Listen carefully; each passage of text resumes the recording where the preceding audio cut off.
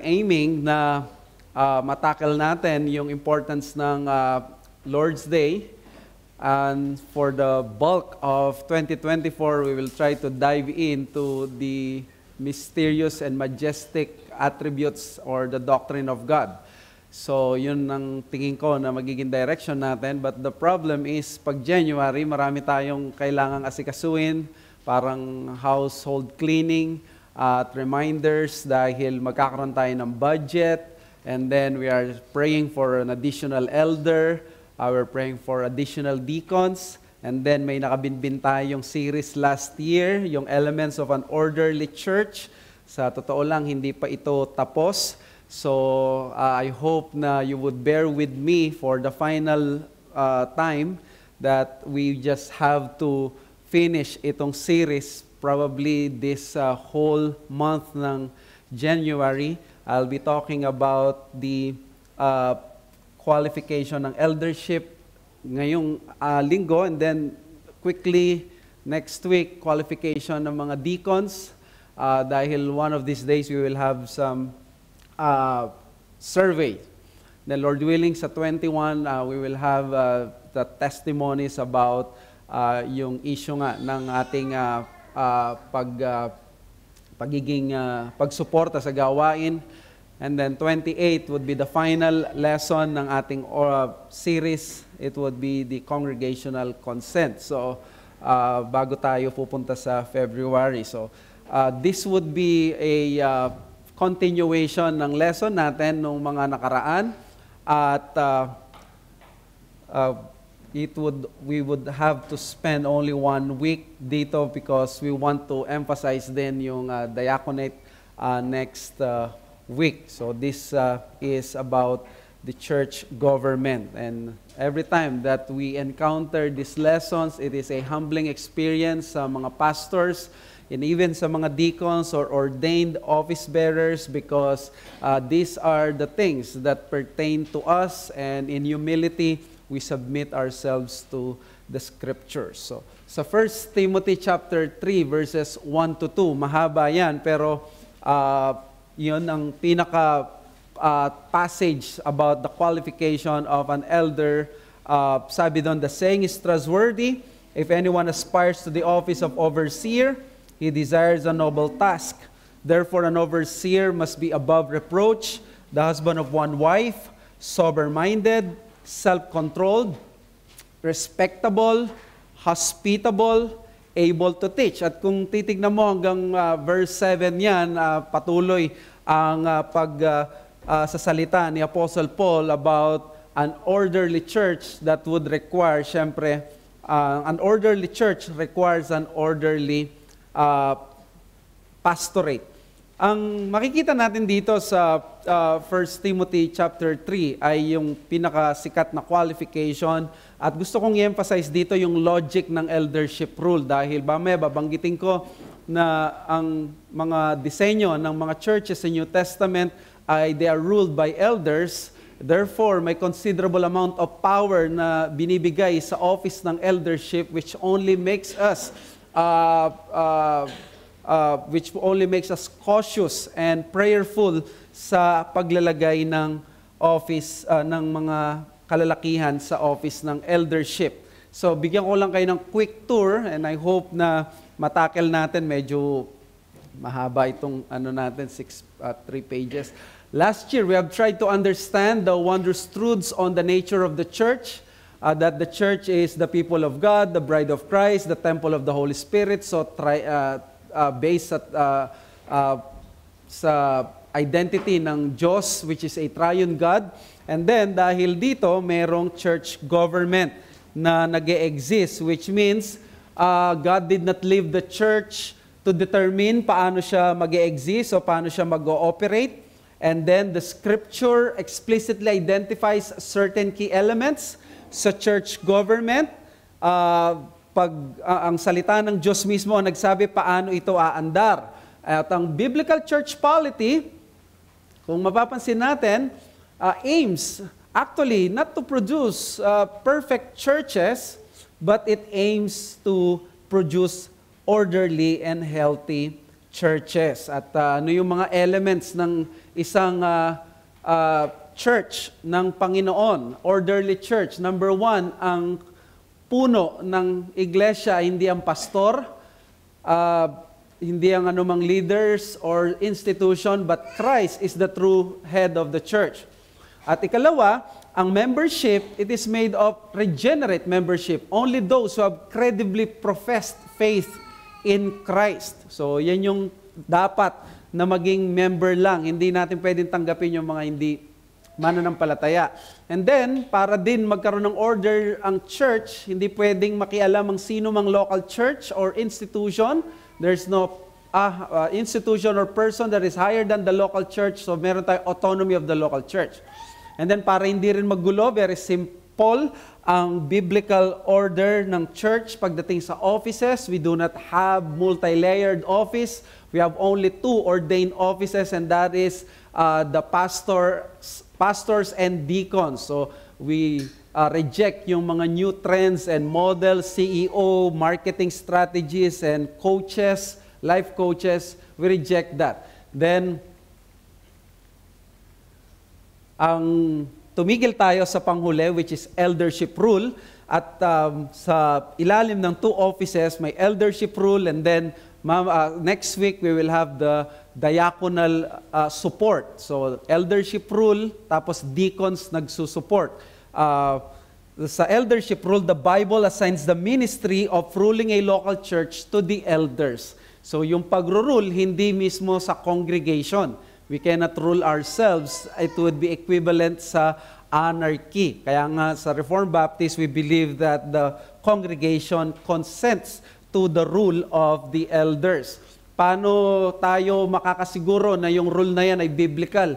Yung authority, dinidetermine ng legitimacy ng biblical office. Kung may calling mula sa Diyos, i-confirm yan ng church, and then i-ordain ng mga elders. So may protection na hindi basta-basta ang sino man ay magro-rule sa atin. And then, the nature of eldership rule is determined by the titles given to the office. Tinawag siya na shepherd, tinawag din siyang elder, counselor, and then yung bishop or yung overseer. So, makikita nyo dito, at ako mismo aminado, na nagkakaroon ng considerable amount of power sa isang pastor o sa office ng pastor, which only makes us aware of this logic of the eldership power. It is obvious that in eldership rule setting, pastors are given considerably great amount of ministerial but not magisterial power. In other words, we cannot say divine fiat. Lagi kami nakadepende sa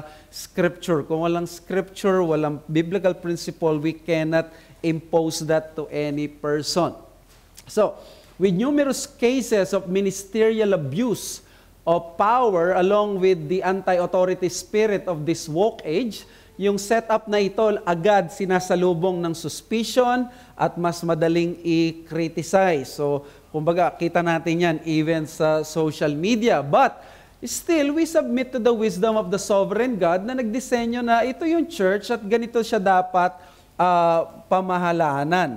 Especially, ito yung paraan ng Panginoon na ang gusto niya ay panguna ng iglesia ng mga imperfect men na sineparate niya sa ministry. So therefore, the logic of eldership rule is that only qualified men be ordained in office. So ang mga qualified men lang ang dapat na nasa office ng pagpapastor. Kaya may warning, ang church, paalala ito sa atin, no? Kasi excited tayo, masaya tayo, we are approaching this in a spirit that we believe is biblical, dahil pinangako ng Diyos na pagpapalain niya yung iglesia. So therefore, we want to claim that promise by praying that God will give us an additional elder or elders in the future. So may warning lang, the church cannot rush this process or politicize it, or it will bring unimaginable damage in the life of the church. yung mag-away yung dalawang miyembro, napakalaking problema na sa loob ng iglesia. How much more kung may dalawang pastor tapos sila ang magka-problema o kaya magkaroon tayo ng problema sa sino man ng mga pastor natin. So maganda yung paalala ni Alexander Strauch, isang standard textbook pagdating sa biblical eldership. Sabi niya, the most common mistake made by churches that are eager to implement eldership is to appoint biblically unqualified men. Because there is always a need for more shepherds. It is tempting to allow unqualified, unprepared men to assume leadership in the church. This is, however, a time-proven formula for failure. A biblical eldership requires biblically qualified elders. So, reminder ito sa atin, lalo na from the pastor, sa ating lahat, no? Hindi natin pwedeng politicize to na, to kaibigan ko, o kaya paborito ko to, o kaya not necessarily like that because it is the church. But, we don't want to put this on a negative note. We want to have an encouragement. Ang encouragement dito ay tingnan natin, with faith in the God who gives shepherds to the church as His gracious gifts, we should pursue with cautiousness yet with excitement kung ano man ang binibigay or pinagkakaloob ng Diyos sa atin. Di ba? Sabi natin, ang mga pastor ay regalo ng Diyos. Ang mga nangangaral sa atin, sabi ng 1689, ay maaaring may gifted brothers sa kalagitnaan natin. So therefore, these are blessings mula sa Diyos. At kung gusto natin na matupad ang kalooban ng Diyos, saan tayo pupunta? Ang qualification ay matatagpuan famously sa mga pastoral epistles. Andito yung mga qualifications ng mga ministers. At sa GMA, tinuturo namin yung mga pastoral epistles at dalawa yung source ng passages mula sa pastoral epistles na makikita natin yung pastoral requirements.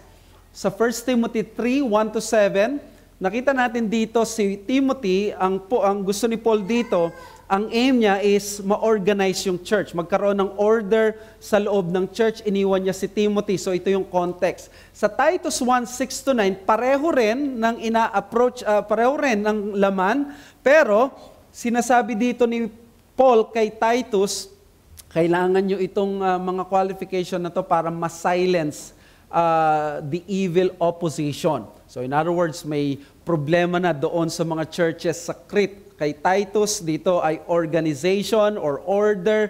So the qualifications are intended for the whole church regardless of the situation. In other words, hindi tayo pwede magsabi, iba naman ang case namin, kaya we are allowed to have a different kind of qualification. Hindi yon dahil sa 1 Timothy, Titus, iba man ang sitwasyon nila pero parehong inimpose ni Apostle Paul. Sabi ni Pastor Noel Espinosa sa kanyang Pastoral Theology Lecture number 6, both passages use the particle of necessity, they, or it must be, it behooves, the irreducible minimum. In none of these qualifications, the candidate must be found to be negative, none at all. As characters, it must be recognized that they are subject to degrees and growth, present and growing. So ito yung gusto ko na maging approach natin, especially when we pray for an additional elder. Gawin natin biblical yung expectation at yung ating tingin sa qualification. Hindi porke nakita natin mamaya yung ating qualification, dapat expect natin na napakaganito na. Ay, pang John MacArthur at pang ganito yung uri ng mga... Ang sinasabi dito ni Pastor Espinosa, lahat ng qualification, at least nandun na yon. Hindi pwedeng wala. Kahit isa doon wala, hindi pwede. Dapat meron kahit isa, bawat isa, pero pwedeng mag-iba sa degree. Kung paano tayo nag-i-struggle minsan, di ba? Minsan, ang kulang nito, grace ng patience. Ito naman, kulang niya sa ganitong bagay. Pero nakikita natin yung growth, pag-i-increase. Hindi tayo naghahanap ng isang perfect pastor dahil unang-una, hindi naman tayo perfect church. Di ba? So, ito yung gusto natin na makita. Kaya dalawa yung gusto kong i-emphasize dito, no? Kung parang preaching, no? Necessity of gifts, primacy of grace or graces. So, kailangan ang talento, kailangan ang kaloob, pero mas mahalaga ang graces. So, yun ang titingnan natin. The necessity of gifts and then the, anong tawag dito? short-term memory. The necessity of grace, the primacy of graces. So number one, a pastor is a gift of the risen Christ to the church. At kung gift siya, hindi siya pwede maging sumpa. Kailangan siya ay gift talaga at gifted. So kailangan may giftedness na very evident sa isang pastor at sa isang lalaki na gusto natin na sumama na maging pastor ng ating iglesia. Napakaganda nung sinabi ng Biblia, up to teach, didacticon. In other words, yung didake, teaching, at yung pagkasabi ng up to teach or able to teach, ay skilled in teaching. Salita ito ng Diyos. Napakahirap ituro nito. Kailangan ng talagang magandang pagpapaliwanag, pagko-communicate. Sabi nga nila, kahit gaano ka ka-desirous magturo, kapag malalaman mo daw kung tinawag ka ng Diyos, kung yung mga miyembro mo, nung tinuro mo yung salita ng Diyos, malinaw sa kanila, pero mas naging malabo nung tinuro mo na, wag mo nang isik yung pagpapastor. Hindi para sa'yo ang pagtuturo. May mga ganon, di ba? Pag nagturo, nagsasanga-sanga, hindi mo na alam kung saan na kaya kami napadpad. Parang naligaw-ligaw na tayo. So, hindi natin gusto yon dahil used only twice in the New Testament, it's the only qualification that sets the elder apart from the deacons. Reminder din to sa mga members natin na nag-aspire maging deacons or nakikitaan natin ng gift ng deaconing. Hindi ito basta-basta na qualification, no? Up to teach lang yung pagkakaiba nila. So, therefore, we should expect then more sa kanila. And then, pastors are essentially teachers, and therefore, ang eminent duty nila ay pagtuturo. So, kung ito ay tamad mag-aral, walang hilig-hilig sa theology, sa salita ng Diyos, hindi niya dapat pasukin ito. Kaya nga minsan nasasaktan kami sa Bible School no, pag nagbibiruan. Inutusan lang daw ng bumili na suka, bumunta na sa Bible School. Parang ang Bible School ay puntahan ng mga taong walang magawa sa buhay. Diba? Hindi tama yung ganon. Sabi nga ni Martin Lloyd Jones, kung may nakikita ka na mas maganda mong gawin sa buhay, gawin mo yon kaysa kung may nakikita ka pa na mas mahalaga mong gagawin kaysa dito. Sabi ni John Calvin, what is required here is not merely a voluble tongue, for we see many whose easy fluency contains nothing that can edify. Paul is rather commending wisdom in knowing how to apply God's word to the profit of the people. So, kumbaga, ang aim dito is ma-sanctify yung church, yung nagiging blessing ang tagapagturo sa church. No? Maraming mga pwede natin pag-usapan dito, pero we want to aim doon sa target natin. We are praying for an additional elder. Tingnan natin ang dalawang paalala. Do not belittle it. It's a big deal. Ang pagiging up to teach. Kapag makita natin, no, may kaloob sa pagtuturo, magpasalamat tayo sa Diyos. Pasalamatan din natin yung mga pastor o preachers natin kung nabibless tayo sa turo nila at sa ministry nila. Without the ability to speak and teach the word in a way that communicates and illuminates, a man should not be in the pastoral ministry. Kaya maganda yung paalala ni C.H. Spurgeon dito sa kanyang lectures to my students. Still, a man must not consider that he is called to preach until he prove that he can speak. God certainly has not created behemoth to fly, and should Leviathan have a strong desire to ascend with the lark. It would evidently be an unwise aspiration, since he is not furnished with wings. If a man be called to preach, he will endowed with a degree of speaking ability, which he will cultivate and increase. If the gift of utterance be not there in a measure at the first, it is not likely that it will ever be developed. So, ang sinasabi niya dito, kailangan kahit papaano may gift ng pagsasalita.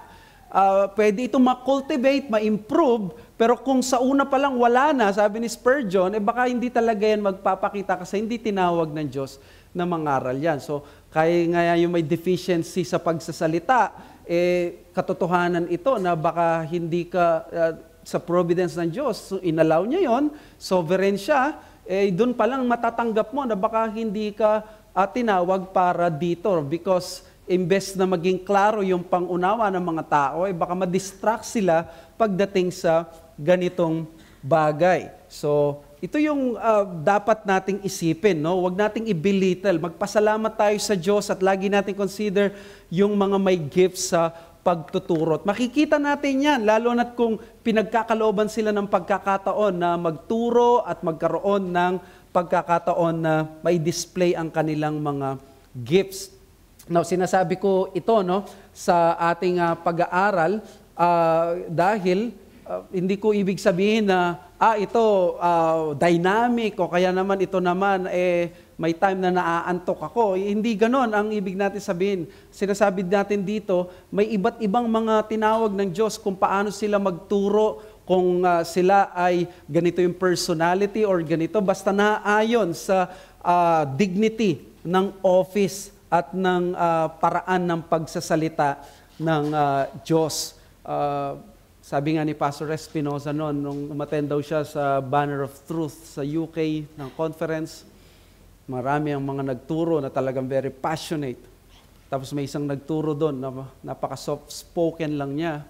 Pero it was that sermon that led him to burst into tears. Because that man preached on the topic Christus Victor. And he was Sinclair Ferguson. Pag nagsalita, hindi bombastic, hindi dynamic, pero malaman. At ito yung titingnan talaga dapat natin. But on the other hand, do not exaggerate it. While it is a big deal in the ministry, yung gift ng pagsasalita, it's not the biggest deal. And this is one of the common mistakes and blindness of some Christians, I hope hindi sa atin, yung intoxication ng ministerial gifts over grace and character. Lalo na sa mga evangelical churches, no? Nagbibiruan pa, galing-galing mo talaga, hindi mo na kailangan mag-pray, ito yung mga biro, no, na hindi dapat mamahay sa mga reformed churches, no? Tandaan natin, ang 1689, binibigyan niya tayo ng wisdom. Ang 1689, sinasabi niya sa atin, in fact, not all who are up to teach ought to be pastors. Kasi hindi lang ang qualification ng pagiging up to teach, ang qualification. Kaya nga 1689, may provision siya sa gifted brothers. May possibility na ang Diyos ay bigyan ng kaloob ng pagtuturo ang mga iba sa atin. Hindi sila full-time pastors, hindi sila magiging pastor, pero they have that gift of teaching na pwedeng magamit ng iglesia. Yan yung sabi ng Second London Confession sa chapter 26, paragraph 11. Although it be incumbent on the bishops or pastors of the churches to be instant in preaching the word by way of office, yet the work of preaching the word is not so peculiarly confined to them, but that others also gifted and fitted by the Holy Spirit for it, and approved and called by the church, may and ought to perform.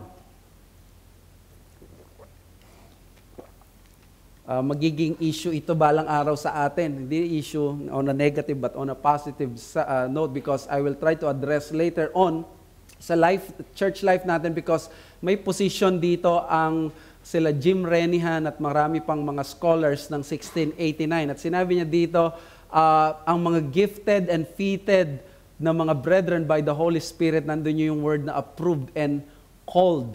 So therefore, ang assessment, ang assertion nila is meron at meron pa rin na element ng pagsang-ayon ang iglesia. But that would be for sa mga susunod na panahon. But ito yung sinasabi ko, no? We should not exaggerate it, because ang pagpapastor ay higit pa sa pagtayo sa pulpito. Alam natin yon, no? Just being honest with you, nung Friday, I drove mag-isa sa Maynila to attend a messengers meeting ng ating association, dahil marami tayong mga gagawin din, no? Mga requirements at mga preaching, Sunday school. So, syempre, nung una, okay, pero isipin ko, kakailangan kong umaten, mag-travel ng ganito kalayo. And then, kinabukasan, gigising kami uli na maaga para sa annual prayer. Pwede kayang mag-isip ka na, na wag na lang umaten or gano'n. But you see, ang point dito is, that is the life of a pastor. It is not, you're not just standing behind the pulpit, you have to attend meetings, you have to lead business meetings, you have to counsel, you have to do many things na minsan hindi na naman nakikita ng mga ibang tao, but that is part of your testimony. Mas higit pa doon, of course, yung paglaban mo personally sa kasalanan, yung pag-maintain mo ng good testimony. So, let us not exaggerate yung giftedness sa pagtuturo. So, ang tamang attitude is, thank God for the giftedness, but thank God more for the godly character and good example. So, yan ang challenge at encouragement din sa mga kapatid natin na pinagpipray natin, na baka bigyan tayo ng additional na elder, encouragement ito sa atin. At lalo na kapag ikaw ay member ng SABC, magkakaroon ng survey, kahit hindi pa official yon na may bearing, mahalaga ang magiging part mo kasi magkakaroon ka ng chance to let the pastor know kung ano yung saloobin mo na may nakikita ko at ang nakikita ko dito ay eto, gusto ko itong ma-encourage pa at maipag-pray natin at in a good spirit, I want na ma-consider natin ito. At kung hindi man ako tama, di okay lang. At least we continue to pray, di ba? So I think maganda itong ganitong journey natin. And number 2, hospitable, philoxenon. Usually siguro yung iba nagugulat kasi ang giftedness or talent ay makikita lang yan, parang isa lang. And then character na yon. So yun yung sinasabi dito na qualification. Sa mga usual na pagtuturo, lahat ng qualification, graces, character, good example, pamumuhay. Kaya very sobering, nakaka-humble, at napapatakbo ka sa mercies ng Diyos. But maganda yung nakita ko mula kay Austin Duncan. Sabi ni Austin Duncan, nilagay niya ito sa talent or giftedness, yung word na hospitable. Pero sa tingin ko, pwede siyang gift, pwede rin siyang grace. So parang nandun siya sa gitna, yung philoxenon, that is love for strangers. Ang ibig ko sabihin dito na love for strangers, ito yung tao na it can be considered a gift because it generally speaks of a person who loves talking with and serving others, and that is, sabi ni Austin Duncan, it is a people, this man is a people person. Ang people person, hindi yung personality na kailangan para siyang events coordinator or kung ano. Ang ibig lang sabihin dito, hindi siya yung tao na parang sobrang hirap mong i-approach.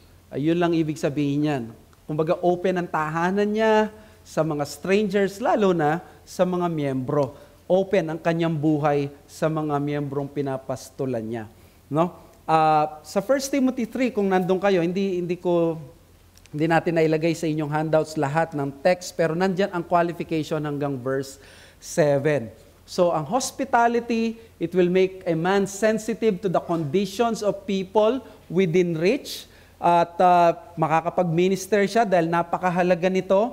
And then lalo na noon, the poverty, the persecution, the transportation difficulties made hospitality a very important signature of Christian brotherhood. Sabi nga ni Ryken, hindi yung baby natin dyan, si Phil G. Ryken, it is one of the highest Christian virtues, yung hospitality.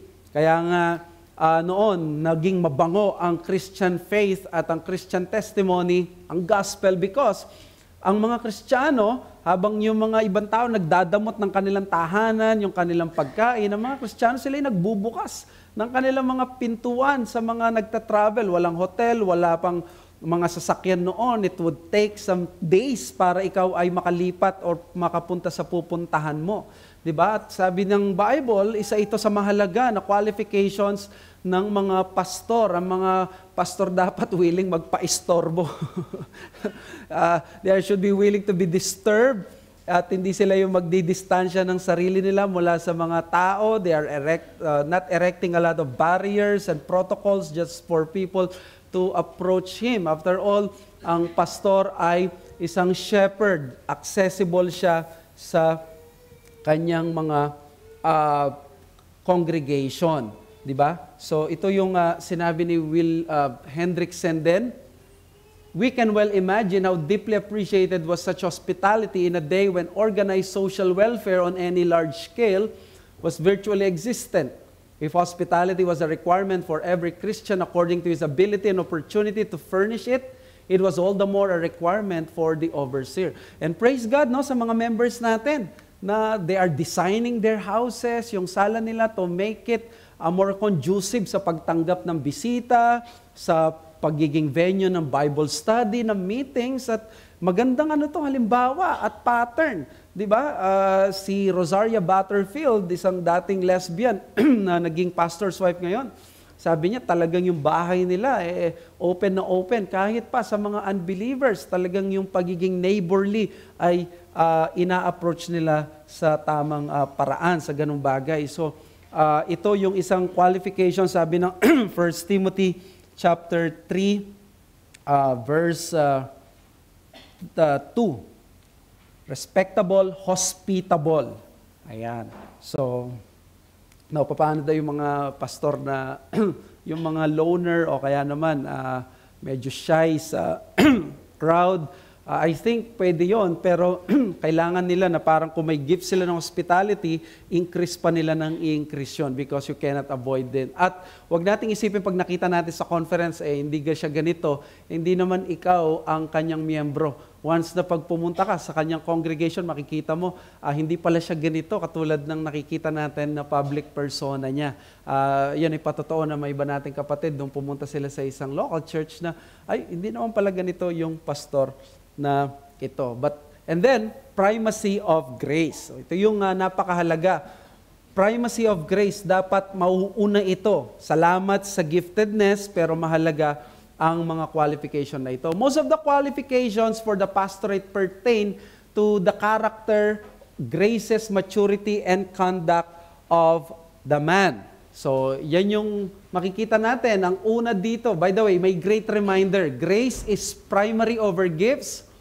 May character is over talents. So again, great reminder yan. Wag tayong magpatangay doon sa emosyon, sa pagiging pragmatic o sa ating mga sariling karunungan pagdating dito. Titingnan natin na mas mauuna yung grace kaysa sa gifts. Pero wag naman natin na tignan on that side lang na negative. Tignan din natin ang positive. May great comfort din.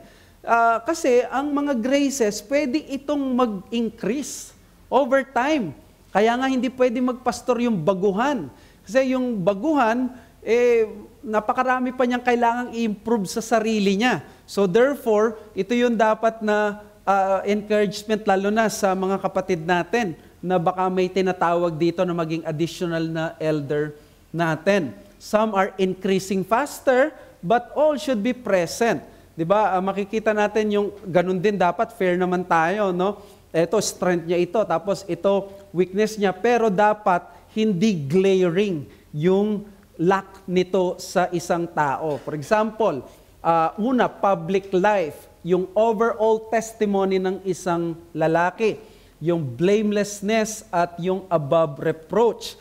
Ito yung, tingnan natin na parang umbrella na standard sa mga pastors or elders na i-explain pa ni Paul later on. So whatever exposition na gagawin niya sa verses 2 to 7, it's always under that umbrella ng blamelessness and above reproach. At si Timothy, ginamit niya yung word na anipilepton, that is without reproach. Ang ibig sabihin nito ay sa legal term, it cannot be arrested. Si Titus naman is anenkletos, without blame. Ang legal term, cannot be convicted. So in other words, if we are praying for an additional elder, or we are trying to see ang mga pastors, we have to understand that the pastor or pastors are not perfect, but they cannot be accused of anything sinful or offensive that can reproach the ministry. Walang glaring conduct or habits. O, kilala ito, parang may pagka-worldly. Tapos may yung kanyang spirit, divisive siya. Pag nagsalita, parang palaaway. O kaya naman sa social media, paborito niyang pastime, bardagulan. Tapos, hindi rin pwede yung tamad. Ang pagpapastor ay isang trabahong mahirap. Hindi rin pwede yung indulgent lifestyle. Kung magpapastor ka, isa yan sa sakripisyo mo sa buhay mo. Alam nyo, maraming mga bagay dahil sa Christian liberty natin, hindi naman bawal o hindi natin pwedeng ipagbawal.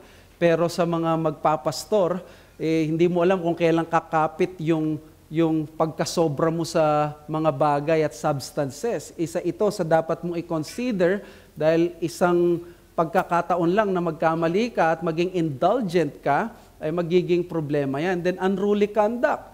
Kung ang isang lalaki, kahit na ito ay nagtuturo o kahit na magkaibigan natin, pero kapag itinama natin, hindi nagpapatama o kaya naman hindi marunong tumanggap ng ganong correction o kaya naman wala siyang forgiving spirit, iba yung spirito niya, hindi siya marunong na makisama at makiayon sa iglesia, lagi siyang nagkakaroon ng sarili niyang direksyon, hindi natin pwede na gawing leader ito sa ating iglesia. Diba? Hindi dahil may galit tayo o ganito, pero ito ay para sa iglesia. Iglesia ito ng Panginoon. Kaya sabi ni John MacArthur sa pastoral ministry na inedit niya doon sa kanyang title na The Character of a Pastor's article niya, above reproach cannot refer to sinless perfection because no human being could ever qualify for the office in that case. But it is a high and mature standard that speaks of being a consistent example. It is God's demand that His steward live in such a holy manner that His preaching would never be in contradiction of His lifestyle, that the pastor's indiscretions never bring shame on the ministry, and that the shepherd's hypocrisy not undermine the flock's confidence in the ministry of God. So napakahirap at napakataas ng sinasabi at nire-require ng Biblia dito, yung hypocrisy ng mga nasa pulpit at ng mga kasalanan ng mga leader, ito ay isang bagay na nagpa-paralyze sa ministry ng iglesia. So that's the overall, no? Kaya sa mga ganong bagay, lalo nating ipanalangin ang mga pastor at ang mga gusto natin or pinagpipray nating maging pastor. By the way, yung blamelessness, ito yung parang nadidikit sa'yo, yung ganong pangalan. Kaya sa mga kalalakihan at sa ating lahat, we do not want na ma-attach yung ganong bagay sa atin. Itong taong ito, ganito yan. Itong taong ito, nagkakaroon ka ng ganong testimony. For example, nung nagtuturo ako minsan, Sunday school, nung nagsimula ako, meron akong lalaki na nakikita na ba't bigla siyang wala. So habang nagtuturo ako in the middle of my teaching, wala pa rin. So habang nagtuturo ako, nag-aalala ako, ba't wala pa itong taong ito? And then natapos, wala pa. And then, pagkatapos, pagbaba ko sa pulpit, hinanap ko kagad. Bakit? Ang point is, meron siyang testimony sa akin that he's always here. Kumbaga, meron siyang point na kapag wala siya dyan, most likely may nangyaring hindi maganda. Hindi yung, ganyan naman talaga yung ating yung kapatid natin. So, ito yung gusto natin na makita. Kailangan encourage natin patuloy ang mga sarili natin sa mga bagay na ito na sa gayon magkaroon tayo ng mga ganyang patotoo. Ikalawa, family life. Lalo ito na umiigting, no? The husband, he should be a husband of one wife, that is literally one woman man. Yan yung marital fidelity. Ang marital fidelity, this is the qualification that points primarily to the moral integrity and sexual fidelity of the office bearer. At isa ito sa sobrang mahalaga sa mga qualifications. The phrase, sabi ni John MacArthur, one woman man, doesn't refer to marital status at all. Paul is giving moral qualifications for spiritual leadership, not outlining what an elder's social status or external condition is to be. It speaks of the man's character, the state of his heart. If he's married, he is to be devoted solely to his wife. Whether or not he is married, he is not to be a ladies' man. So in other words, wala ring patotoo na itong taong ito ay may ganitong testimony, may ganitong mga kasalanan. Gusto ko lang i-point out dito na hindi dinidisqualify yung pagiging single sa pastorate, no? Dahil sinabi, husband of one wife, dapat may asawa. Makita natin maraming mga pastor na sila ay single nung sila ay naging pastor. Si Apostle Paul ay single or at least wala siyang asawa nung time na siya ay Apostle Paul. Si Jesus din, wala siyang asawa. So, redeem ang singlehood status sa New Testament. Hindi siya masama. And Paul is not addressing the divorced and remarried kasi may mga cases sa mga bansa, sa mga ibang lugar na hindi kasalanan nung isa pero nakipag-divorce ang kanyang asawa.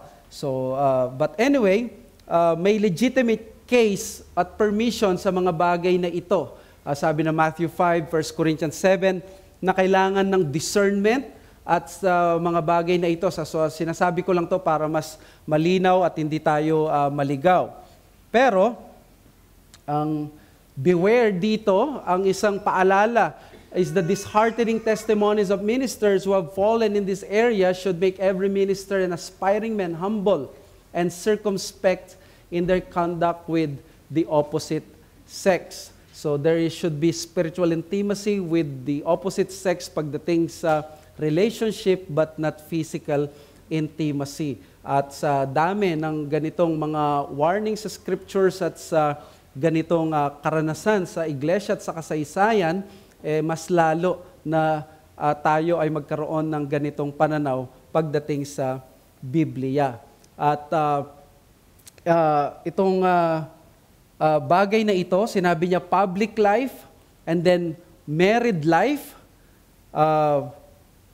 makikita natin puro sa kanyang pamumuhay, puro sa kanyang personal na conduct, sa kanyang character, and then, by the way, dito ay marami na di-disqualify, sabi nga nila, finances, false teaching, at female.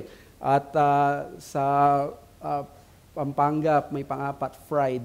So, but yung pride, ministerial pride, ay isa rin sa kumikitil sa mga buhay ng mga kapastoran. No? And then, family life. So, public life, marital life, and then, as a father, yung kanyang domestic piety. He rules his own household well. Sabi ni Timothy, he must manage his own household well, keeping his children submissive. Nagpagulo kasi yung Titus, sabi nila, children are believers, not open to debauchery or insubordination. So, papaano ito? Yung mga anak nila, kailangan mananampalataya. Kaya, bago ako sa Reform, nagugulat ako, bakit hindi mananampalataya yung anak ni ganito, ganyan. Dahil sa monergistic salvation, we cannot force ang kaligtasan sa mga anak natin. Pero it doesn't absolve the pastor sa kanyang responsibility. Ang ginamit dyan ay dapat na rule niya yung kanyang household well. Nandun yung word na rule.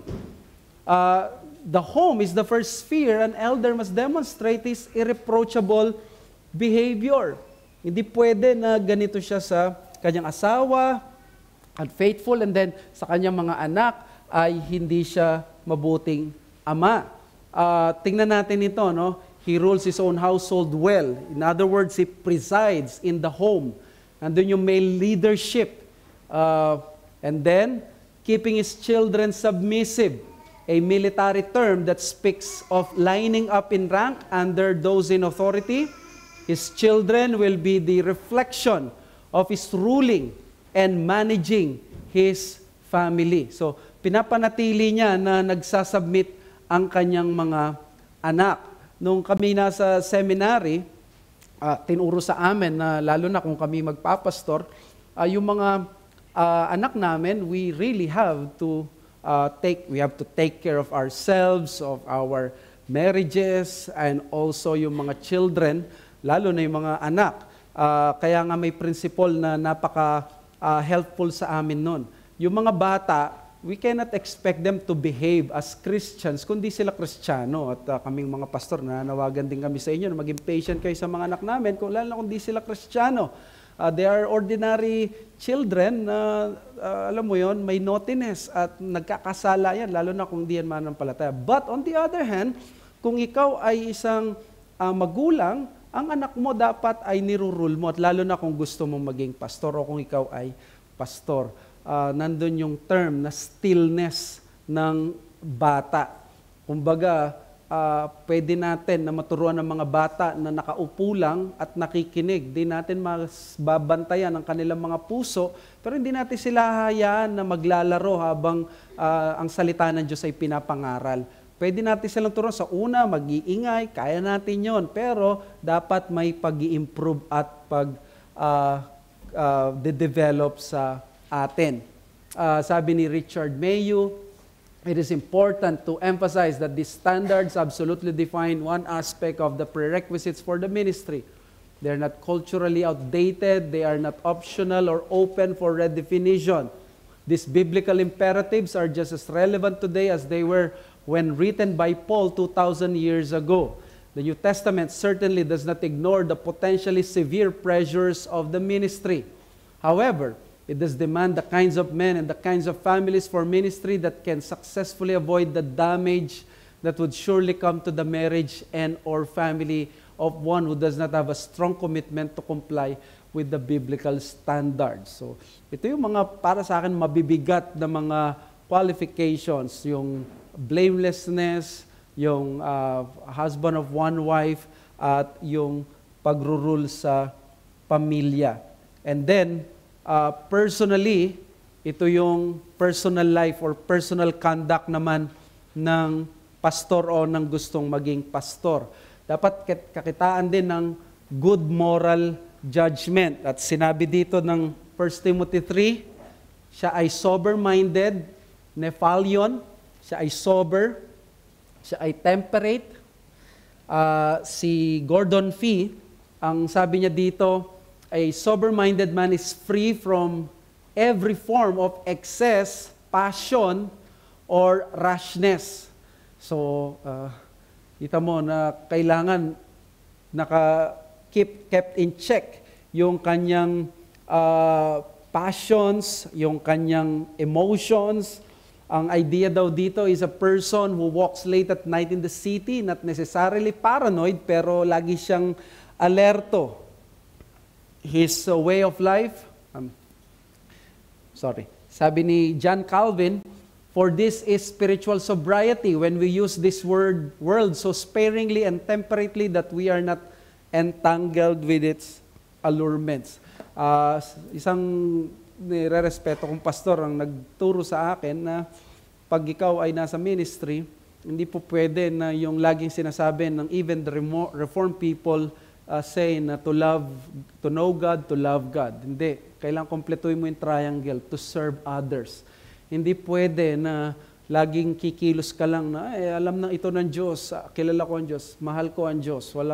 Hindi, lagi mong isipin, magsiserve ba ito para sa mga ibang tao. At may kailangan kang i-give up talaga sa mga bagay na iyon. While we will not, of course, impose unbiblical na mga standards, pero the general principle is ikaw ay magkakaroon ng sober-minded. Alam niyo, nung tinuro ko yung 1 Timothy sa GMA, isa sa na-discover ko sa pag-aaral ko is that ang overall na message ng 1 Timothy pagdating sa mga tao na namumuno sa iglesia, they are known to be men of moderation. In other words, they will always aim for moderation, which means hindi dapat sila kakikitaan ng ganitong excessiveness o kaya ng ganitong lackness. Yung halimbawa, lack sila sa, wala silang passion. But on the other hand, hindi mo sila pwedeng expect na magiging extreme sila. Lagi, they would always aim for self-control o kaya sober-mindedness. Diba? Kaya, yun ang sabi ni John Calvin. And then sa scripture, self-controlled, soprona, of sound mind, controlled, sensible. The word indicates a person who is serious about spiritual things. hindi yung frivolous or parang mga mababaw lang or parang hindi siya seryoso sa buhay. It also refers to one's ability to control one's appetites. Ang ministry, it will be filled with so much temptations and but there should be that controlling temperance sa isang tao. Sabi ni Raiken uli, ayan siya, nakita nyo si Raiken. Pogi din naman. So, men who make vital decisions about the ministry of the church must be prudent. They must have balanced judgment. When elders do not weigh their decisions carefully, the church is vulnerable to all the latest trends in ministry and theology, trends which may be far from salutary for the health of the church. Diba? Kailangan sa deacons at maging sa pastor, they have to be, they have to have the testimony of prudence kasi umahawak sila ng pera. Tapos ang pastor umahawak ng ministry. Nakita mo yung soberness at balanced judgment. Hindi sila yung mga tao nakikita mong mga anong tawag doon, yung double tongue o kaya naman pabiso-biso or bumibira na lang agad, napaka-unpredictable. Hindi po pwede yung ganito dahil magsasuffer tayo.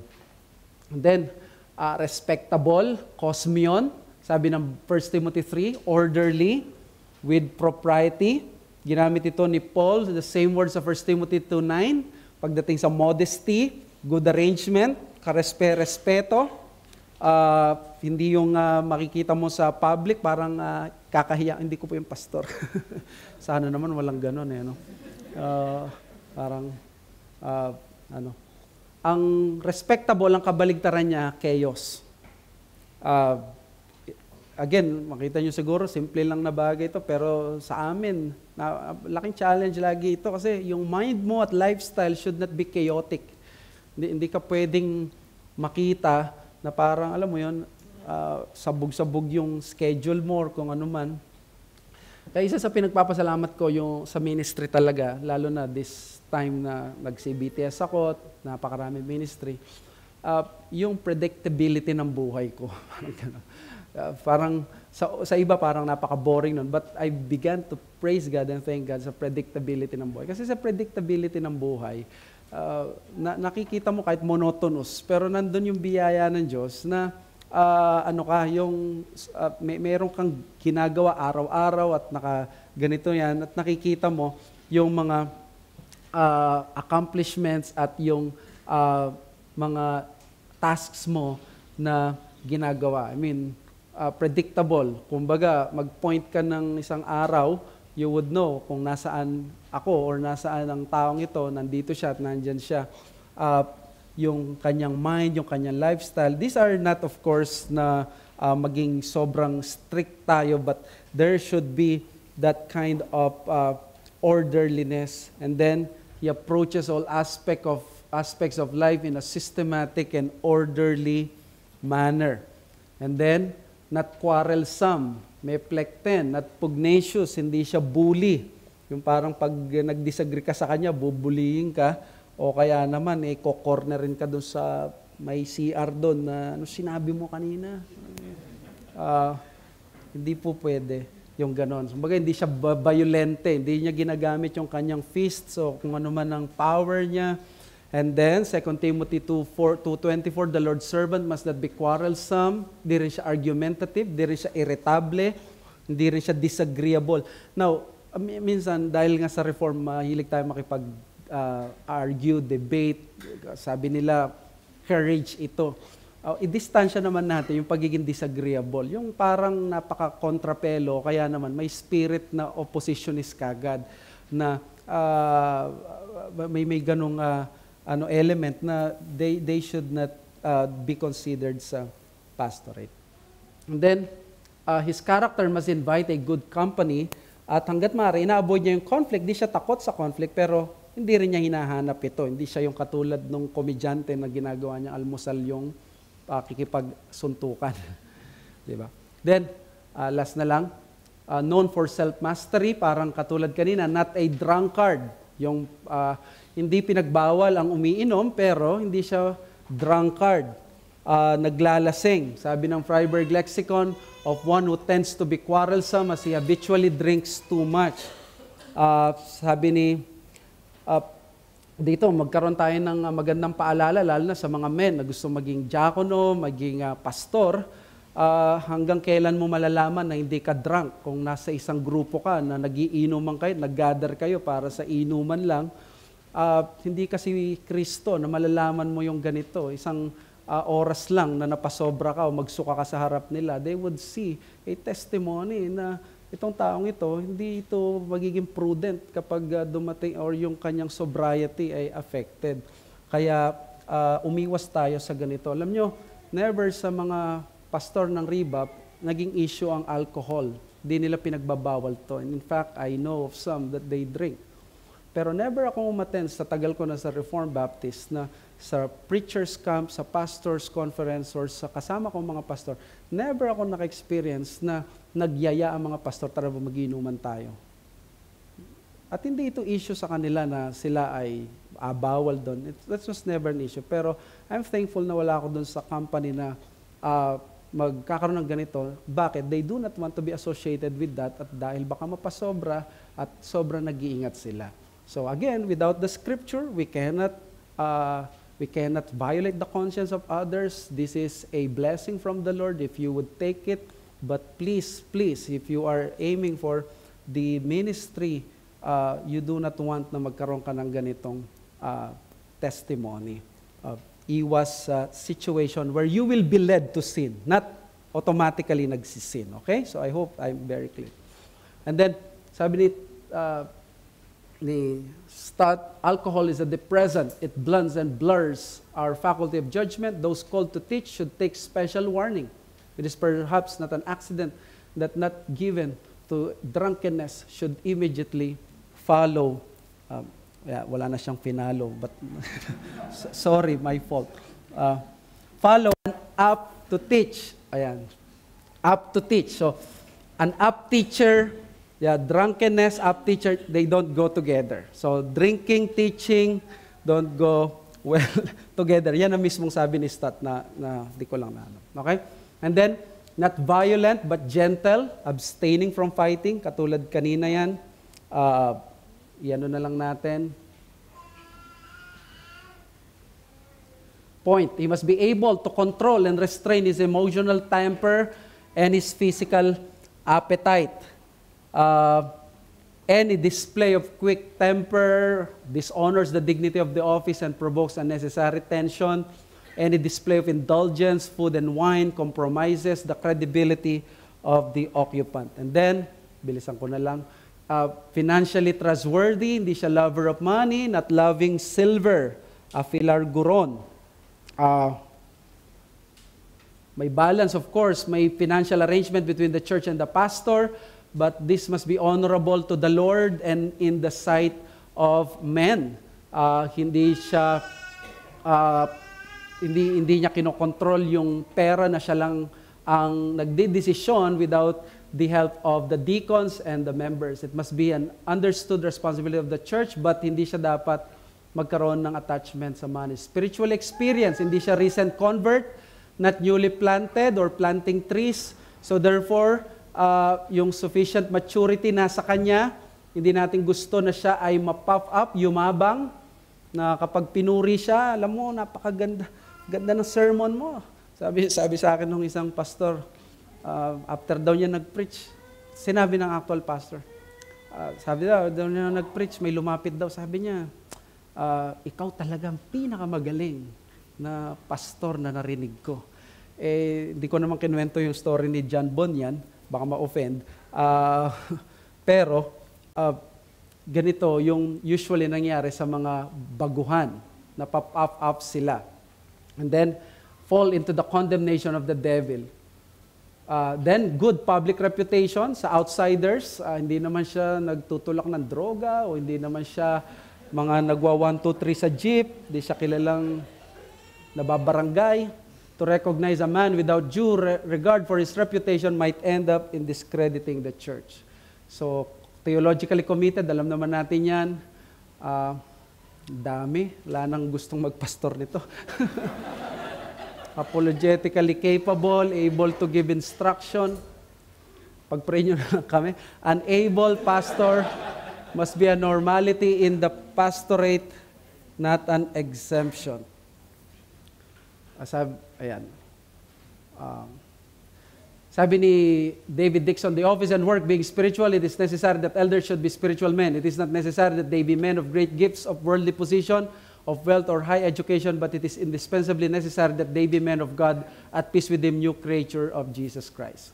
So the commitment to acquire a biblically qualified pastorate is a commitment to biblical church order. We want a biblically biblically ordered church, so we want to have qualified men in the ministry. Meron pa ako sinulat dito, hindi ko nalagay. Number 1, thank God. Magpasalamat tayo. Hindi man natin nakikita ang lahat ng talents or ng graces. Kung may nakita tayo ng ilan, let's thank God. Yung ministry ng mga taong ito, they're giving themselves to the ministry, to the Lord. Okay? Ilagay natin sa pagiging gracious at biblical in judgment natin. Let us thank God. And number 2, let us embrace kung ano binigay ng Diyos sa atin. Kung wala pa, embrace natin. Kung meron na, let's embrace by faith. And then, number 3, let us pray. Let us pray for these people na gusto magano. Ano mo especially sa inyong pastor. At pang-4, let us wait. Let us wait. Magiging Christian, nagpapabugbog muna yung bida. So, patuloy silang mag-i-increase sa biyaya ng Diyos. Okay, let's pray. Father, we thank you sa sobering reminders ito sa amin. Lord, kung tutuusin, wala sa amin ang ma-qualify dito, but with the precious blood of Jesus Christ, we are made worthy sa inyong harapan, and also we are able to have a sanctified life na patuloy na nilalabanan ng kasalanan. May you raise men in our midst na maging banal at masanctify at maging fit for the office, at ang mga nasa office ay panatili mong nasa office at naglumalago sa pananampalataya at sa kabanalan. Salamat o Diyos to form. Some of the lines sa pangalan ng Panginoong Jesus. Amen. Siguro mabilis na tanong kung meron.